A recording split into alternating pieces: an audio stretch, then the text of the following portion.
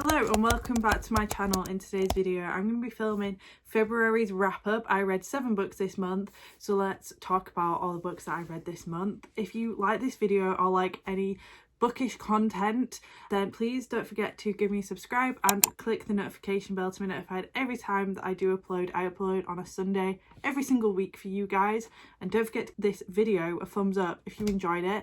So we're going to be talking about all the books that I read. This is the first book wrap up of the year, just because in January I was a bit overwhelmed and I kind of forgot to, and it got to the end of the month and I was like, we're basically in February now, no one will want to see that, so I've left it for Feb. So these are all the 7 books that I read. Now every month I have a goal of reading 1 fantasy book, and I give myself a goal of how many books to read. In February my goal was to read 1 fantasy book and 6 physical books. So that was my goal, and I read 7 books, so props to us, we did it. But let me just go through all of the books that I have read. So we're going to start with the first one, and that was Love Redesigned by Lauren Asher. This wasn't my favourite Lauren Asher book that I've ever read, but I did really enjoy it. Like, it was a good read, but it wasn't my absolute fave. I actually annotated it for you guys on here, so if you want to check that out, I will leave it in the description box down below and the cards for you guys so you can watch it. This was just, it's a small town romance, a billionaire romance, small town, and Dahlia has come from having her own company. She has left the ex, but has always had a thing for Julian, and Julian has always been in love with her, but something happened in their past back when they were in college that stopped anything happening, and the family all want them to be together. They are Latinas and they've grown up with not a lot of money, but Julian and Dahlia now both have a little bit of money. And I really enjoyed this to a point, but like, I annotated it and I wasn't fully feeling it, and there were some parts where I'm like, yes, but it just wasn't hitting the way I wanted it to hit. I think because everyone hyped it up so much, it wasn't like, it didn't need to be this long. It did not need to be this long. I could have gone with 100 pages less. I just wasn't attached to the characters as much as I would hope. Now, if I don't get attached to a characters, I am very character driven rather than plot driven. That's how I read, because I can happily read about 2 characters I love doing everyday life stuff, like going to the shops, and I will be happy as long as I'm connected with them, which is how I feel about most books, because if I'm not connected to a character, then I'm just not going to enjoy it. And with this one, I was not connected to the characters as much. I saw that the I saw the Callaghans were involved, and I was like, ooh, yeah, Callaghans, woo. And yeah, but it's a really interesting concept. Obviously, Love Redesigned, it's called. Julian buys houses and either knocks them down or does them up, and Dahlia does the interior, and that is basically where, like, he was like, oh, let's do a house up together and get to know each other again, even though they're long friends for the whole childhood due to their families. Now I cannot wait for the next one, because you meet it's his cousin, but Julian's cousin, but technically it's like basically his brother. He's a single dad, and it's a nanny and single dad trope. I'm so excited for that. I'm buzzing for it, because when I met them I was like, that is the book I want to read right now, not this one. And I think it just, friends to lovers trope just isn't my thing. I think that's just what I decided, but I did enjoy it and I would recommend it to people, but it just was not my absolute fave. Just not my absolute. But there is some very good quotes, and it was quite funny at points, like, just very entertaining, but not the book for me fully. The next book that I read was Long Shot by Kennedy Ryan. Now this book is a dark romance. It does deal with some really triggering topics, which I will put on the screen for you guys. So yeah, if you don't want to deal with them, or you can't deal with them, do not read this book. But please always look into trigger warnings for any book that you're reading, because even if it's like a romance like this, there could be some triggering stuff in it for you. So always do check triggers. Now, I went into this book blind, like I do always. I knew it was a basketball romance. I knew it was slightly dark. I did not realise how dark. This has domestic violence in it. And basically, so it starts off it goes over, I would say, about 5 or 6 years. It feels like it goes over this book. Now, it's, you meet a girl and she's in a relationship with a basketball player, and she meets August in a bar. They get along really well, and August is like, she's my wife. She is my wife. Time goes on and she becomes pregnant. Caleb, who is the other guy, isn't the nicest, and he's just, you want to throttle it. I wanted to throw this book across the room. Like, I love this book because it was so like intense, but for myself it was triggering at points with some of the stuff that was happening.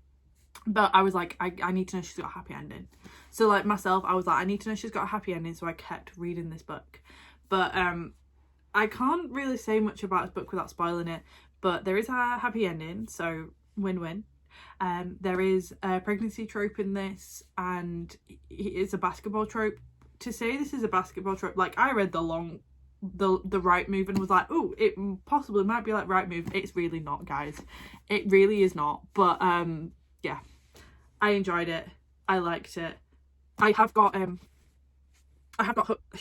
hook shot, but I've not got block shot. But I'm not really bothered by block shot, whilst hook shot is the single dad one. So I think I'm just gonna miss the second one and go straight into the third one, unless you guys tell me otherwise. If you've read block shot, please do let me know, and let me know what you think. But yeah, this, I enjoyed it and I really liked it.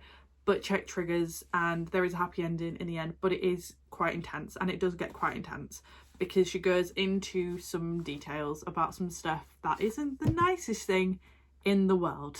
So, pre-warning. Now we're on to the fantasy book for this month, which is One Dark Window by Rachel Gillig. Yeah.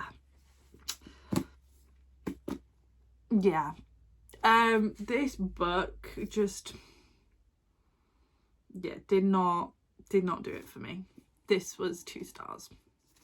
I almost DNF'd it. I should have DNF'd it, but because I'm like, I need to read a fantasy book this month, I just carried on. I read it pretty quick, but that is because I got to a point where I was like, I can't be bothered with this. I'm just going to skim read it.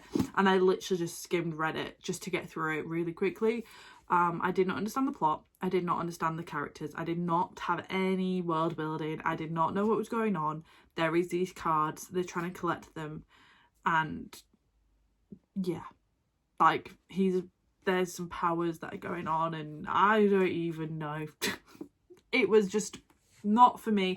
If you're a fantasy reader and you read a lot of high fantasy, you will probably understand this and get along with it. As a romance reader going into fantasy, I have no clue. I have read Akatar. I have read Fourth Wing. I have read Legendborn, back when I first started reading. I have read the Harry Potters. And like the Immortal Instruments, which I will be doing a video on because I'm going to reread them. But like, I have read them. High fantasy just ain't my thing. It's like Sarah J Maas books. I can only get along with Akatar. That's the only series I can read. Any other one of her series, no thank you. But yeah, this just was not for me, was not my vibe. Absolutely not. I have realised I need to stop buying fantasy that everyone keeps recommending that's high fantasy, and I just need to find the books that are in this world, because if it's in this world that we live in currently, I can get along with it. I can understand it because there is no world building. I can get it. High fantasy, not my thing, not my style. What's that mean? That's like, not my thing, not my circus, not my monkeys, not my circus, not my monkeys, not my circus, not my monkeys.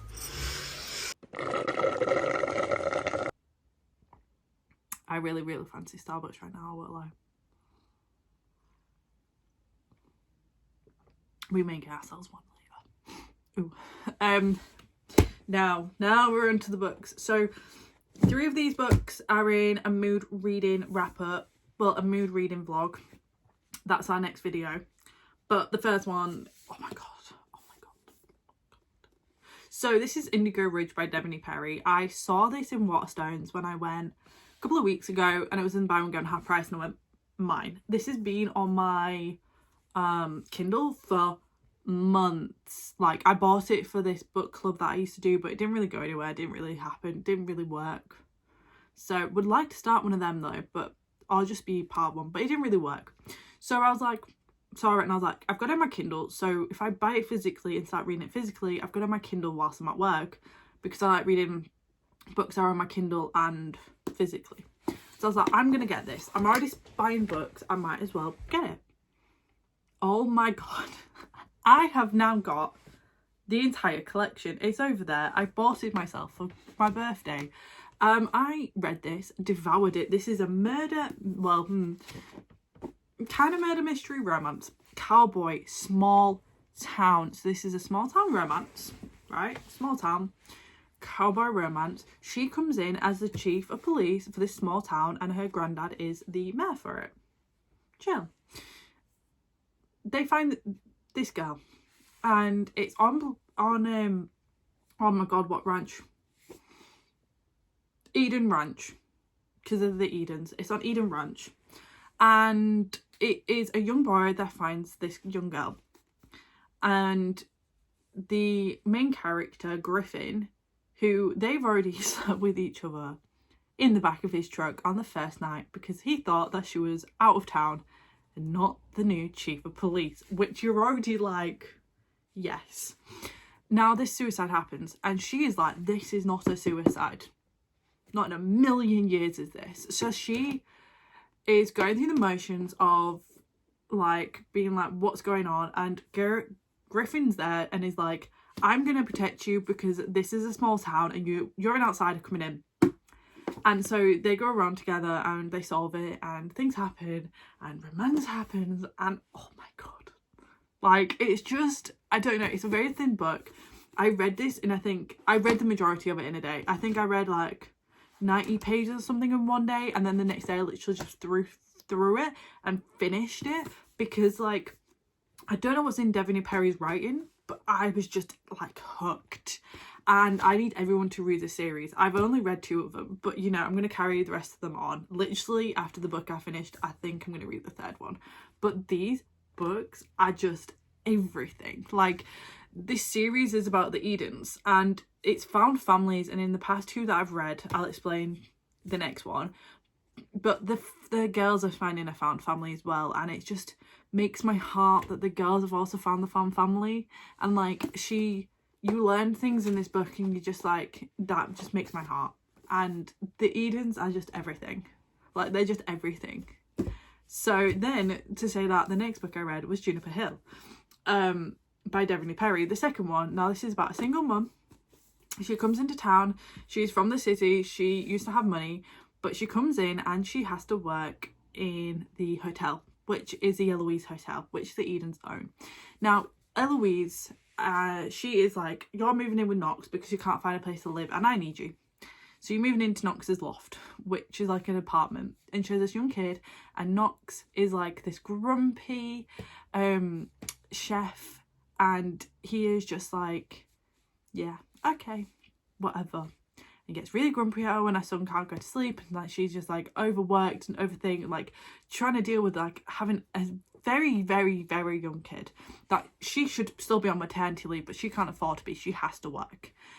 Being in nursery, and it's about her like picking him up from nursery, and it's about her life. It wasn't as hooking as Indigo Ridge, but I did enjoy it, and I really enjoyed like the vibe and getting to know each other and like learning about their stories and stuff. I think because it didn't have the murder mystery vibe, well, kind of the murder mystery vibe in Indigo Ridge, this one was a bit more tame, but I still devoured it. I still loved it. It took me a little bit longer to read just because I wasn't like, what is gonna happen?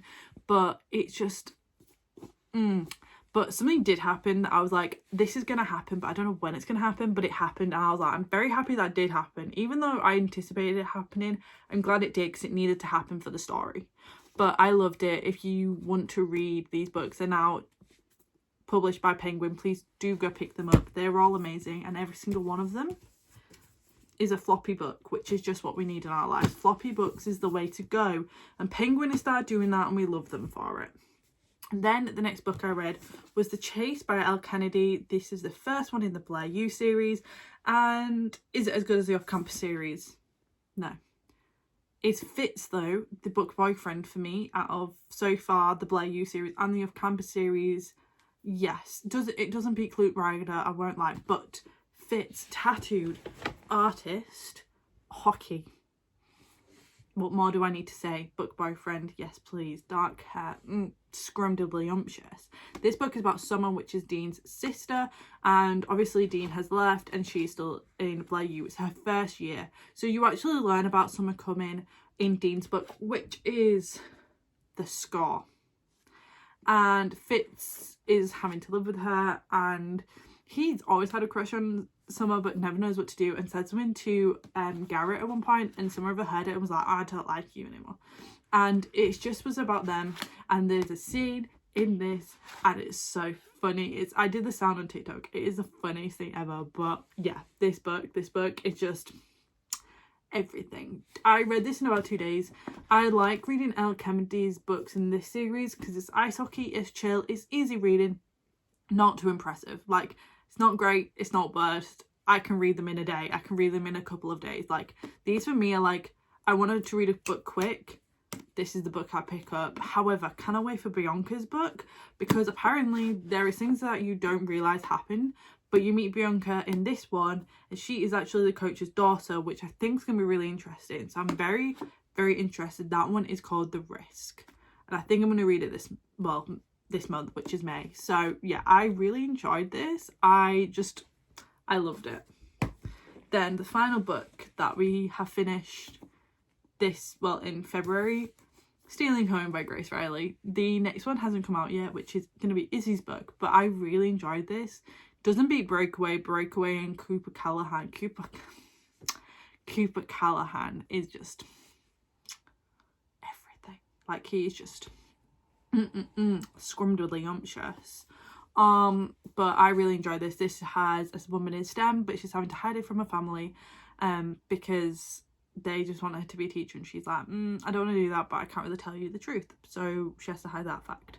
And then this also has Seb in it, which you already learned that he is actually, what's the word, like, he's adopted by the Callahans. He's literally like family to him, but he is adopted, so it's really nice learning about their life and like their family life and about how they don't feel like they fit in and all of that jazz. It was actually really nice to learn and hear about, and it was just nice because he's doing something that everyone thinks he should be doing, which is baseball, but he doesn't know if he wants to do baseball or not, which in these sports romances doesn't happen often. They always get drafted, they always know this is what I want to do, but you're getting in my way, and then they fall in love. This was so different from that. I really enjoyed it. The spice level was not the spice level of Breakaway, which kind of disappointed me because Grace Reilly is known for greatness, but this didn't hit the same. But maybe that's because I'm an ice hockey girly through and through. I said this on my TikTok. I was like, I'm an ice hockey girly through and through. So if it's ice hockey, I'm good, I'm fine, I'm chill. Like, I will happily read anything as long as it's ice hockey related. But because it's not, maybe that's why I was a bit like, because ice hockey, you know. But yeah, I really did enjoy it. And the book I'm currently reading and started in Feb was Behind the Nets. I have not finished this yet. The reason this is getting filmed at the hour is because I started reading it at 9:30 this morning. It got to 1 o'clock. I got to chapter 50. And I literally had not left my seat. I was reading and making food and making cups of tea and coffee whilst reading. I had my head in this book and could not put it down. I have a feeling it's going to be a 4.75 rating. That is my feeling of it. But I'm like almost 70% in. So when I finish it, you'll find out in Marches. But that's the book I'm currently reading. And I started in Feb. So I thought I'd tell you guys because why not? So yeah, that's all the books I read this month. It's been a really good reading month, to be honest. I really enjoyed the fact of doing like a read with me mood reader edition for my YouTube. I think that's what motivated me to read so much. As we work now, I'm working 4 days a week and it's a bit of a struggle to read. Come home from work and find the motivation. I mean, some days I have literally just been watching Borders, which I've now finished. That's a TV show on BBC, which I've really enjoyed. And I've also been watching Drive to Survive because obviously F1 starts today, which I need to watch. But yeah, it's been really good. It's been really nice to read books. I'm finally motivated to kind of read. I know some months are going to be difficult, but even if I'm just read one book, I'll be happy. As long as I'm reading, I don't really mind like how quick I read something. I know some people do, but I'm like, as long as I'm reading, that's what's happy for me, because I spent 6 years just not reading due to people. So yeah, these books are all, by the way, dyslexia friendly. I will always let you know if I'm struggling to read something due to the writing or like the font and stuff, but any books I pick up, to be honest, are more likely dyslexia friendly. I will DNF it. If I cannot physically read it, it will have been DNF'd by now. So yeah, but I hope you enjoyed this video. If you did, don't forget to give it a thumbs up. Comment down below what your 5-star reads for this month have been. I haven't had any this month, but yeah, if you've had any 5-star reads, then let us know, and I'll see you guys next time in my next video, which will be next Sunday, and it's going to be a mood reading vlog kind of thing. So yeah, I hope you enjoyed, and I'll see you guys next time in my next video.